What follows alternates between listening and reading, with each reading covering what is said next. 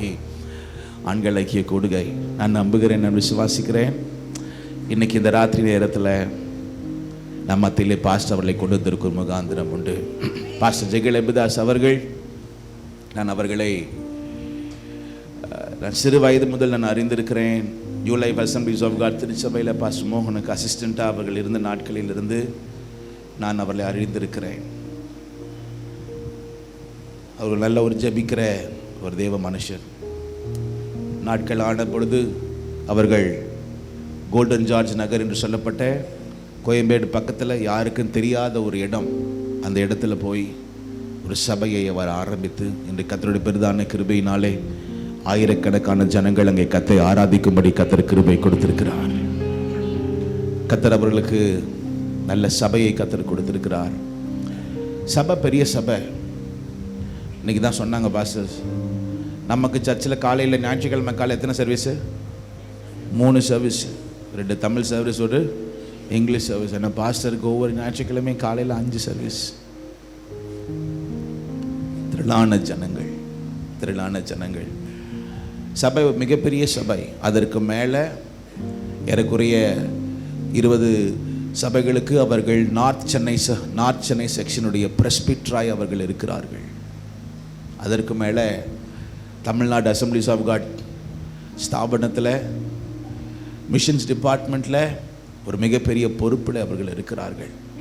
இந்த ராத்திரி கூட்டத்தில் அவர்கள் நம்மோடு பேசும்படியாய் நான் அழைத்தேன். அவர்கள் நம்முடைய அழைப்பை ஏற்றுக்கொண்டு இந்த ராத்திரி வேளையில் வந்திருக்கிறாங்க. நல்ல கரங்களை தட்டி பாஸ்டர் அவரை நாம் வரவேற்போம். கர்த்தர் நம்மோடு அவர் பேசுவார். Praise God. ஆண்டவருடைய நாமம் மகிமைப்படுவதாக. இங்கே உட்கார்ந்திருக்கும் பொழுது என்னுடைய நினைவுகள்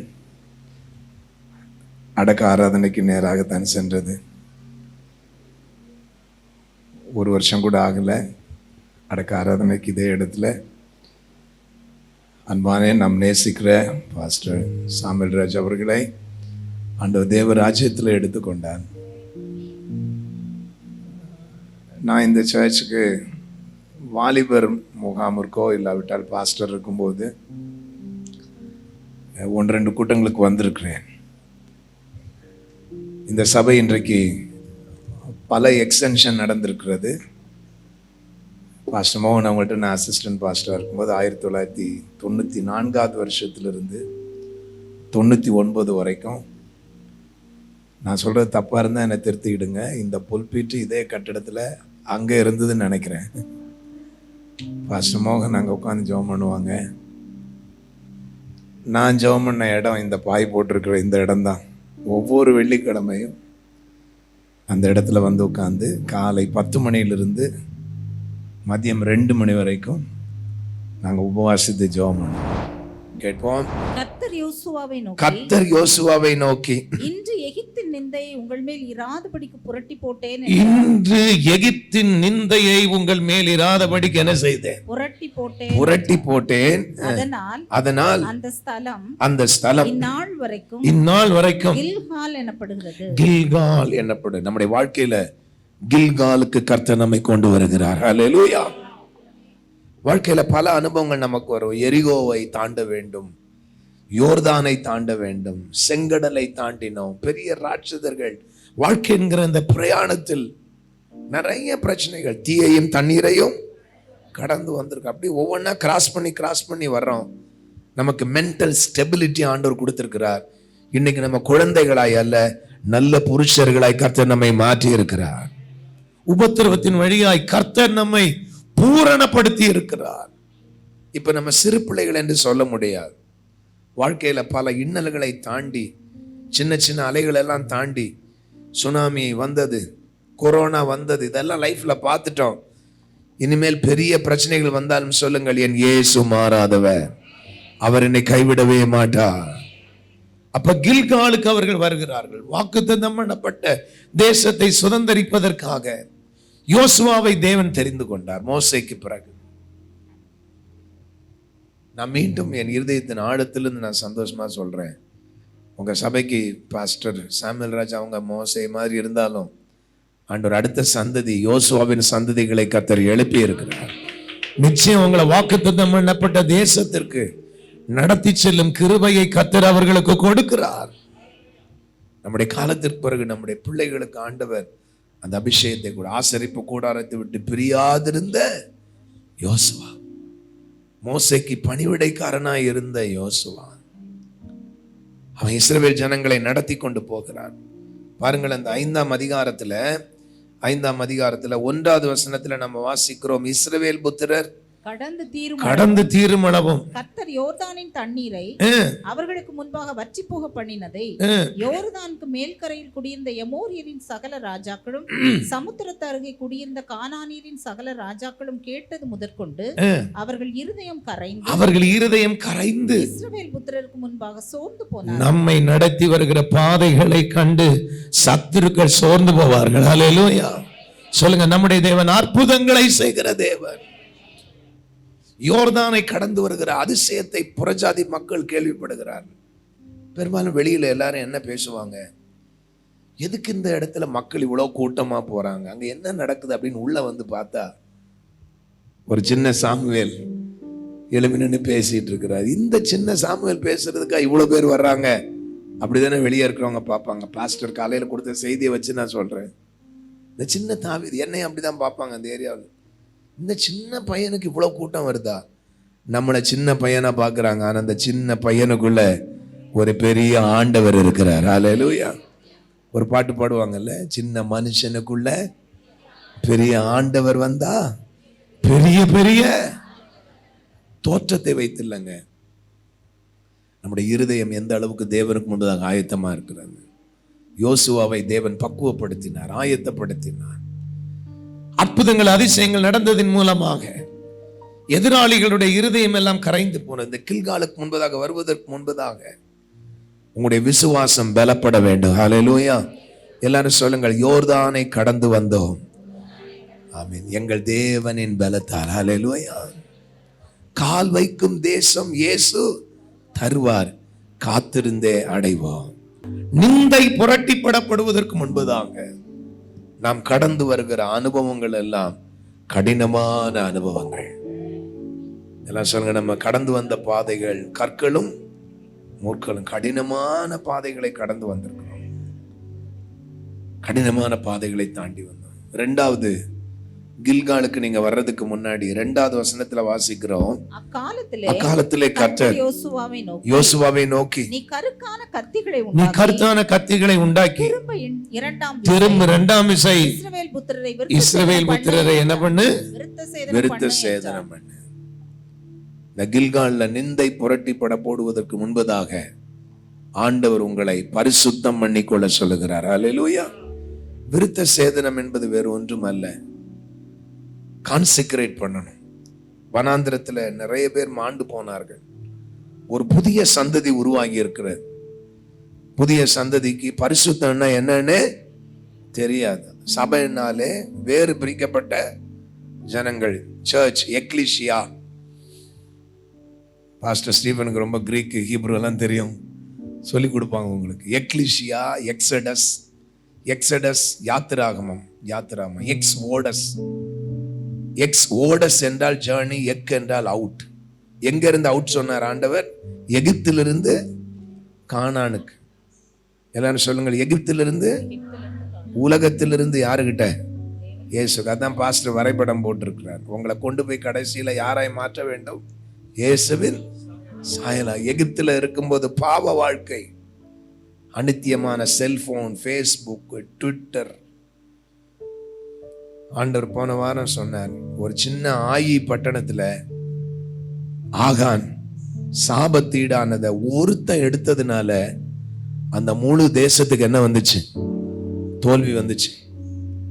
இங்க இருக்கிற நீங்க நிறைய பேர் நினைக்கிறீங்க, நான் என்னுடைய அறையில செய்யற பாவம், என் வீட்டுல நான் செய்யற பாவத்தினால இந்த சபைக்கு என்ன தீங்கு வருதுன்னு நினைக்கிறீங்க.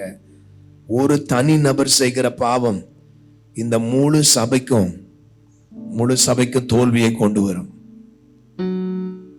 ஒரு தனி நபர் செய்கிற பாவம். சின்ன வயசுல எங்க பாஸ்டர் அடிக்கடி சொல்லுவார், எங்க அத்தான் பாஸ்டரா இருக்கும்போது, ஆண்டவரே, ஆகானுடைய பாவங்கள் சபைக்குள்ள வரக்கூடாது. இன்றைக்கு ஆராதனையில மகிமை இறங்குவதற்கு ஒரு ஆகானும் சபைக்குள்ள இருக்கக்கூடாது. மனம் திரும்புங்க. வஞ்சித்தது, திருடினது, பொய் சொன்னது, ஏதாவது சர்ச்சுக்குள்ள போகும்போதே பயமா இருக்கும். ஆண்டவரே, இன்னைக்கு தேவ மகிமை இறங்குறதுக்கு நான் தடையா இருக்க கூடாது ஆண்டவரே. சின்ன வயசுல, பிஞ்சு வயசுல நான் சொல்றேன், 10 வயசு 11 வயசு 12 வயசுல எனக்குள்ள அந்த உணர்வு இருந்து முழங்கால் படியிட்டு கை வைத்து ஜெபம், ஆண்டவரே இன்றைக்கு தேவ பிரசன்னம் சபையில இறங்குவதற்கு நான் என்ன செய்யக்கூடாது, தடையா இருக்கக்கூடாது. என்ன இன்னைக்கு அப்படி யாரும் பரிசுத்தப்படுத்தி ஜெபம் பண்றதே கிடையாது. ஆலயத்துக்கு வந்தா உள்ளே இருந்து செல்போன் எடுத்துட்டு வெளியே ஓடுறது, உள்ளே உட்காந்து செல்போன் பேசுறது. சொல்லுங்கள், பரிசுத்த அலங்காரத்துடனே. அந்த வசனம் அங்க இருந்துச்சு, பரிசுத்த அலங்காரத்துடனே கர்த்தரை. இன்னைக்கு அந்த அலங்காரம் போச்சு. தேவ சமூகத்தில் வரும்போது அநேகருக்கு என்ன இல்லை, பயபக்தி. மெட்ராஸ்ல ட்ரெஸ் எல்லாம் பத்தி பேச முடியாது. உன் வஸ்திரம் மற்றவர்களுக்கு எப்படி இருக்கக்கூடாது. ஏன்னா உலகத்தில் இருக்கிறவங்க மற்றவங்க செய்யலாங்க, ஆனா நம்ம செய்யக்கூடாது. சொல்லுங்க, நம்மை பரிசுத்தம் பண்ணி கொள்ள வேண்டும். வெள்ளை ட்ரெஸ் போடுறதுனால என்னை கிண்டல் பண்ணுவாங்க. ஒரு நாள் எங்க மாமாவுடைய பையன், எங்க மாமா தான் எங்களை எல்லாம் பாரம்பரிய சபையிலிருந்து பெந்தைகோஸ்தே அனுபவத்துக்கு கொண்டு வந்தவர். அந்நிய பாஷையை பரிகாசம் பண்ணிட்டு இருந்தேன் நான். ஆனா அவருடைய வீட்டு கூட்டத்துல தான் ஆவியானவனை நிரப்பும் போது அந்த இரும்பு தரையெல்லாம் உடையிற அளவுக்கு ஆண்டவர் நிரப்பினார். சின்ன வயசுல 12 வயசுல ஜெபம் பண்ணும்போது பிசாசுகள் ஓட ஆரம்பித்தது. அப்பதான் எனக்கு தெரியும் பரிசுத்த ஆவியானுடைய வல்லமைக்கு இவ்வளவு, அந்த அபிஷேகத்துக்கு வல்லமை இருக்குன்னு சொல்லி. அந்நிய பாஷையை அற்பமா நினைக்கிறோம். பரிசுத்தம் பண்ணி கொள்ளுங்கள். Consecrate yourself. மற்றவங்கள மாதிரி எப்படி இருக்கலாம். யாரையும் ஆண்டவர் பயன்படுத்துவார், கழுதையை கூட பயன்படுத்துவார். ஆனா ஒன்னு ஆண்டவர் நரகத்துல தூக்கி போட்டுறக்கூடாது. பயன்படுத்துறத வச்சு ஆண்டவர் உங்க கூட இருக்கிறாருன்னு சொல்லிடக்கூடாது. ஆண்டவரை நான் பயன்படுத்தப்படுவது மாத்திரம் அல்ல, என்னை பண்படுத்தும் என்று ஜெபிக்க வேண்டும். என்னை பக்குவப்படுத்தும். ஆண்டவர் என்ன பயன்படுத்திட்டு நான் நரகத்துக்கு போனா எப்படி இருக்கும்? என்னுடைய அந்தரங்க வாழ்க்கை பரிசுத்தமா இருக்கணும். நான் பிறருக்கு ஊழியம் செய்வதை காட்டிலும் முதல்ல யாருக்கு ஊழியம் செய்யணும்? I have to minister to myself. ஆண்டவரை என்ன ஆயத்தப்படுத்தும்பா. எனக்கு ஆயிரக்கணக்கான ஆத்துமாக்கள் வர்றதை காட்டிலும் நான் முதல்ல பரலோகத்துக்கு போறது என்ன செய்யணும்? ஆயத்தம். ஆண்டவர் போன வாரம் சபையில சொன்னார், டெலீட் பண்ண வேண்டியதெல்லாம் என்ன செய், டெலீட் பண்ணு. பிளாக் பண்ண வேண்டியதெல்லாம் என்ன செய், பிளாக் பண்ணு. எனக்கு இன்ஸ்டாகிராம்னா என்னன்னு தெரியாது. வாலிப பிள்ளைகள் நிறைய பேர் இன்ஸ்டாகிராம், டிக்டாக், எவ்வளோ ஆப் நீங்க டவுன்லோட் பண்ணி வச்சிருக்கீங்க. அது உங்களுடைய ஆவிக்குரிய வாழ்க்கைக்கு தடையா இருந்தால் இன்றைக்கு இந்த மாலை கூட்டத்தில் ஆண்டவர் சொல்லுகிறார், நிந்தை புரட்டி தள்ளப்பட வேண்டும் என்றால் முதல்ல உங்களை என்ன செய்யுங்க, விருத்த சேதனம் பண்ணுங்க. அந்த நுனி தோலை என்ன செய்யுங்க, வெட்டி வெளியேறிங்க. பரிசுத்தத்திற்கு அடையாளம் அதுதான். எதெல்லாம் கட் பண்ணணுமோ கட் பண்ணி என்ன செய்யுங்க, சிம் கார்டை வெளியே தூக்கி போடுங்க. அம்மா அப்பாவுக்கு தெரியும். வாலிப பிள்ளைகள் எவ்வளவு பேர் இருக்கீங்க? 13 வயசுல 30 வயசு வரைக்கும் கை வைத்து காட்டுங்க. கொஞ்சம் ஒரு நிமிஷம் எழுமி நில்லுங்க பார்ப்போம். 13 to 30. நான் பேசுறது இங்கதான் இருக்கீங்களா? நீங்க பிசிக்கலி பிரசன்ட், மென்டலி ஆப்சன்ட். நான் சொல்றது உங்களுக்கு புரியுதா? நிறைய உங்க உலகம் எங்களுக்கு தெரியல, சொல்லித்தாங்க. எங்களுக்கும் உங்களுக்கும் ரொம்ப கேப் இருக்கு. we don't know what world you are living. என் மக சொல்றான், டாடி உங்களுக்கு நான் மகளா இருக்கிறதுக்காக நீங்க ஆண்டவருக்கு நன்றி சொல்லுங்க. காலேஜ்ல வந்து பாருங்க, அவன் போதையை போட்டுக்கிட்டு கிளாஸ்ல என்ன செய்யறான், இப்படி உட்கார்ந்து இருக்கிறான். யாரு கூட என்னால பேச முடியாது, பழக முடியாது. Immoral life. கல்யாணத்துக்கு முன்னாடியே பரிசுத்த வாழ்க்கை என்ன செஞ்சிடறாங்க, கெடுத்துடுறாங்க. இன்னைக்கு என்ன சொல்றாங்க, கல்யாணத்துக்கு முன்னாடி அவ எப்படி இருந்தாலும் பரவாயில்ல பாஸ்டர், கல்யாணத்துக்கு பிறகு எனக்கு உண்மையா இருந்தா போதும். பரிசுத்த மெய் விவாகம்னு சொல்லக்கூடிய அளவுக்கு பிள்ளைகளுடைய வாழ்க்கை இல்லை. நான் சபையில் இருக்கிற பிள்ளைகளுக்கு சொல்றேன், நீங்க கையளவு மேகம். அவங்க கல்யாணத்துக்கு முன்னாடியே பரிசுத்த வாழ்க்கையை கெடுத்துடலாம், லவ் பண்ணலாம். ஆனா நம்ம தேவனுக்கு முன்பதாக பயபக்தியா பெற்றோர்களுக்கு கீழ்ப்படிந்து, தாய் தகப்பனுக்கு கீழ்ப்படிந்து அவருடைய விருப்பத்தை நிறைவேற்ற உங்களை அர்ப்பணியுங்கள். ஆண்டவர் உங்களை 100 வயது வரைக்கும் வாழ வைப்பார். உங்கள் தகப்பனையும் தாயும் என்ன செய்யுங்கள். உங்களுடைய அம்மா அப்பாவுடைய பேச்சு இப்போ உங்களுக்கு ரொம்ப கசப்பா இருக்கும். எங்களுக்கு தெரியல, பெற்றோர்களுக்கு தெரியல. நான் என் மகள்கிட்ட கொடுத்தாதான் நிறைய காரியங்களை கத்துக்கிட்டுறேன். இப்பெல்லாம் பேசினாலே என்ன செய்யுது, ஏஐ எல்லாத்தையும் செஞ்சிருது. ஒரு பிக்சர் வேணும்னா ஏஐ செய்யுது. ஏஐனா உங்களுக்கு புரியுது இல்ல? உங்களுக்கு புரியும், வயசானவங்களுக்கு தெரியாது. ஏஐ உலகமே இன்னைக்கு எதுல போயிட்டு இருக்கு? Artificial intelligence. நம்ம பிரெயினை பிசாசு டம்மி பண்றான். கம்ப்யூட்டர் பிரெயினை வச்சு எல்லாம் செய்யறாங்க. ஆண்டவர் நமக்கு நல்ல பைபிளை கொடுத்திருக்கிறார். நம்ம பிரெயினை யூஸ் பண்ணுவோம். ஹல்லேலூயா. சொல்லுங்க, எனக்கு கம்ப்யூட்டர் பிரெயின் வேண்டாம் ஆண்டவரே. ஃபேஸ்புக் பிரெயின் வேண்டாம், வாட்ஸ்அப் பிரெயின் வேண்டாம், யூடியூப் மெசேஜ் வேண்டாம் ஆண்டவரே. எனக்கு நேரடியா செய்தியை தாங்க. இந்த வாலிப பிள்ளைகளுக்காக கை நீட்டி ஜெபம் பண்ணும். அவங்களுடைய ஃப்ரெண்ட்ஸ் எப்படி இருக்கிறாங்க நமக்கு தெரியாது, வெளியே போய் எப்படி இருக்காங்கன்னு தெரியாது. இந்த சபைக்கு வாலிபர்கள் ரொம்ப முக்கியம். இந்த சபைக்கு சிறுவர்கள் ரொம்ப முக்கியம். 4 to 14 வயசு வரைக்கும் ஒரு டீம். அவங்கள ரொம்ப கான்சென்ட்ரேட் பண்ணுங்க. அவங்க நீண்ட நாட்கள் கர்த்தருக்காக கனி கொடுக்கிறவர்கள். அடுத்து 14 இருந்து இந்த 30 வரைக்கும் இருக்கிறாங்க பாருங்க. இவங்க தான் இந்தியாவில் 65% இருக்கிறார்கள். நம்ம சர்ச்சில் பாருங்க, அந்த எண்ணிக்கை குறைஞ்சிக்கிட்டே வருது பாருங்க. ஈவினிங் சர்வீஸ்ல நம்ம சபைக்கு நிறைய வாலிபர்கள் வேண்டும்.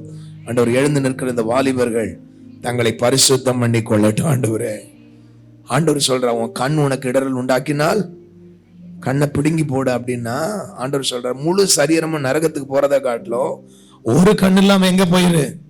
பரலோகம் போயிரு. உன் கை உனக்கு இடரல் உண்டாக்கினால், இன்னைக்கு போய் கையை வெட்டிடணும்னு வீட்டுல போய் கத்தி எடுத்து வெட்டிடாதீங்க. ஆண்டவர் என்ன சொல்றாருன்னா, இந்த கையை ஆண்டவருக்கு ஒப்பு கொடு. தேவையில்லாத இடத்துக்கு இந்த கால் போகுதுன்னு நான் சொல்லுங்க, ஆண்டவர் இந்த கால் பரிசுத்தமான இடத்துக்கு போகட்டும். பரிசுத்தமான இடத்துக்கு கர்த்தர் உங்களை ஆசீர்வதிப்பார். உட்காருங்கள். சொல்லுங்க, நிந்தை புரட்டி தள்ளப்படணும்னா 2வது எல்லாரும் சொல்லுங்க, நம்மை பரிசுத்தம் பண்ணி கொள்ள வேண்டும். ஹல்லேலூயா. Consecrate yourself. அவர் பரிசுத்தராய் இருக்கிறது போல நீங்களும் என்ன செய்யுங்கள்? பரிசுத்தராயிருங்கள். விருத்த சேதனம் பண்ணுகிறார்கள். விருத்த சேதனம் பண்ணுகிறார்கள். 6வது வசனத்திற்கு வருங்கள். 5வது, கர்த்தருடைய சத்தத்திற்கு கீழ்ப்படியாமற் போன எகிப்திலிருந்து புறப்பட்ட யுத்த புருஷரான யாவரும் ஆளு மட்டும் இஸ்ரவேல் புத்திரர் 40 வருஷம் வனாந்தரத்தில் நடந்து திரிந்தார்கள். கர்த்தர் எங்களுக்கு கொடுக்கும்படி அவர்கள் பிள்ளைகளுக்கு ஆணையிட்ட பாலும் தேனும் ஓடுகிற தேசத்தை அவர்கள் காண்பதில்லை என்று கர்த்தர் அவர்களுக்கு ஆணையிட்டு இருந்தார். Praise God. 3வது எல்லாரும் சொல்லுங்கள், கீழ்ப்படிதல். எல்லாரும் சொல்லுங்கள், கில்காலுக்கு வரணும். நிந்தைய புரட்டி தள்ளணும்னா ஒபீடியன்ஸ், கீழ்ப்படிய வேண்டும்.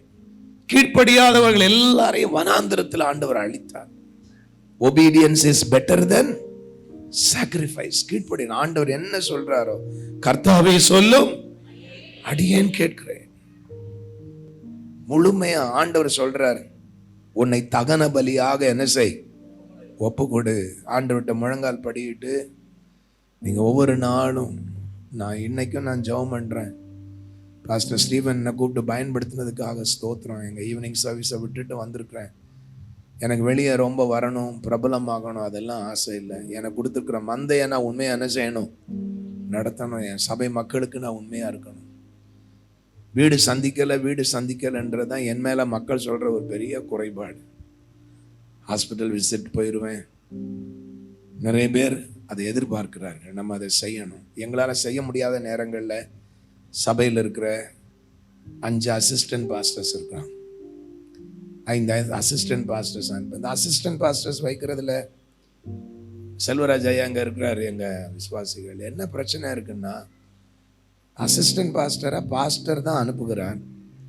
இந்த அசிஸ்டன்ட் பாஸ்டர் வீடுகளை போய் சந்திக்கும் பொழுது விசுவாசிகள் அசிஸ்டன்ட் பாஸ்டரோட அட்டாச் ஆயிடுறாங்க. யாரை மறந்துடுறாங்க?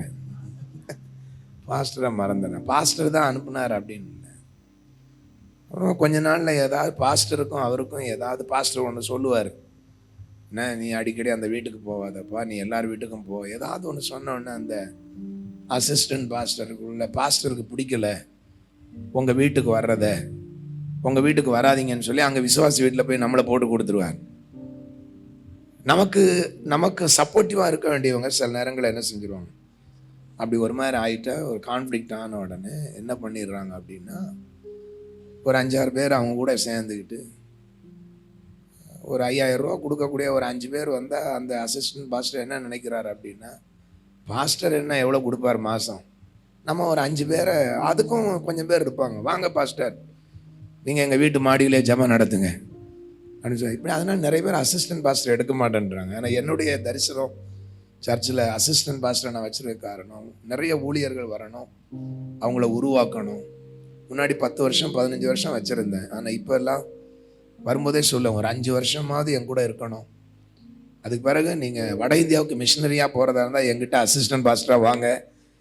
நீங்கள் ஒரு ஏரியாவில் ஊழியம் செய்கிறீங்க, அங்கேயே ஒரு சர்ச்சு கேட்டால் கட்டாயம் ஸ்தாபனம் என்ன செய்யாது, தராது. ஏன்னா நீங்கள் ஒரு இப்போ அடையாறில் இருக்கிறாங்க, நான் சொல்கிறேன் நீங்கள் கோட்டூர்புரத்தை பாருங்கள் அப்படின்னா, அவர் போய் அங்கே கோட்டூர்புரத்தில் இருக்கிற ஒரு 20 குடும்பங்களை பார்த்துக்கிட்டு இருக்கிறார். அப்புறமா கொஞ்ச நாள் பொறுத்து கேட்கிறார், பாஸ்டர் எனக்கு கோட்டூர்புரத்தில் ஒரு சர்ச்சை ஆரம்பித்து கொடுங்கன்னா. அதனுடைய நோக்கம் என்ன? அடையாறில் வந்த கோட்டூர்புரத்துலேருந்து வந்த ஒரு 20 விசுவாசிகளை வச்சு எங்கே ஆரம்பிக்கலான்னு பார்க்குறார். ஆனால் அதல்ல அவர் அசிஸ்டன்ட் பாஸ்டராக இருந்தது. அசிஸ்டன்ட் பாஸ்டராக இருந்தது எதற்குன்னா, கோட்டூர்புரத்தில் இருக்கிற விசுவாசிகளை எங்கே கொண்டு வந்து விடணும், அடையார் சர்ச்சு சபையிலேருந்து பிரிச்சுட்டு போகிறதுக்காக இல்லை.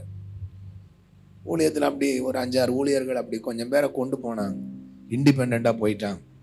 அதுக்காக என் ஒய்ஃப் சொல்லுவாங்க, இப்படி அசிஸ்டன்ட் பாஸ்டர்லாம் எடுத்து இப்படியெல்லாம் கொண்டு போகிறாங்க. நான் சொன்னேன், சரி போட்டும், தேவராஜ்யம் வளருது. ஆனால் இப்போ வர்ற ஊழியர்களுக்கெல்லாம் சொல்லுவேன், தயவு செய்து மெட்ராஸில் கேட்காதீங்க. நீங்கள் ஊழியம் கேட்குறீங்கன்னா சத்தீஸ்கருக்கு போங்க, ஒரு தமிழ் மிஷினரி கூட இல்லை. ஜார்க்கண்டுக்கு போங்க, ஒரு மிஷினரி கூட இல்லை. பீகாருக்கு போங்க, நான் இடம் வாங்கி தரேன், ஆலயம் கட்டி தர்றேன். தமிழ்நாட்டில் போகிறீங்களா, தர்மபுரிக்கு போங்க, நாமக்கல் போங்க, கரூர் போங்க, கும்பகோணம் போங்க. என்ன அப்படி இந்த சென்னை பட்டணத்தை தாண்டினா திருவள்ளூர், விழுப்புரம், அப்படி போக போக ஊழியம் எப்படி தான் இருக்கு.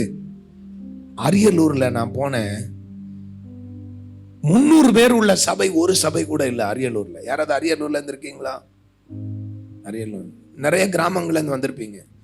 இங்கே இருக்கிறவங்கள நான் கேட்குறேன், என் கிராமத்தில் நான் ஒரு சர்ச்சை இல்லைன்னு சொல்கிற கிராமத்துலேருந்து நான் வந்திருக்கிறேன்னு சொல்கிறவங்க கை உயர்த்தி காட்டுங்க பார்ப்போம். அது பாருங்க, அங்கே ஒரு அம்மா, என் கிராமத்தில் என்ன கிடையாது. ஒரு நிமிஷம் எழுமி நில்லுங்கம்மா, எழுமி நில்லுங்க. எந்த கிராமத்துலேருந்து வந்தீங்கன்னு கொஞ்சம் வெக்கப்படாமல் எழுமி நில்லுங்க. பாஸ்டர் உங்களை அடையாளம் கண்டு கொள்ளட்டும், என் சர்ச்சில் அதான் செய்கிறேன். அவங்க கிராமத்தில் சர்ச் இல்லை. நீங்கள் ஆர்சி சர்ச்சு, சிஎஸ்சி சர்ச்சு அதெல்லாம் நான் சொல்லலை, பெண்டிகாஸ்ட் சர்ச் இல்லைன்னு ஒன்று. உங்கள் கிராமத்தில் சர்ச் இல்லை, உங்களுக்கு ஆண்டவர் அந்த பாரத்தை தருவாராக. சிட்டி சர்ச் நம்ம என்ன செய்யணும்னா, ஐயா உங்களை எல்லாரையும் ஒரு நாள் அவங்க கிராமத்துக்கு கூட்டிகிட்டு போகணும், சுவிசேஷ ஊழியம் செய்யணும். நீங்கள் உங்களுக்கு ஏக்கர் கணக்கு நிலம் இருந்தால் ஒரு 5 சென்ட் நிலத்தை ஆண்டோடைய ஊழியத்துக்கு கொடுங்க, ஆண்டவர் உங்களை ஆசீர்வதிப்பார். உங்கள் ஊர் எந்த ஊர் ஐயா? எந்த ஊர்? சிவகங்கை. ரொம்ப பின்தங்கிய மாவட்டம், 5 பாஸ்டர் கூட கிடையாது, ஏஜி பாஸ்டர். சிவகங்கை மாவட்டம்.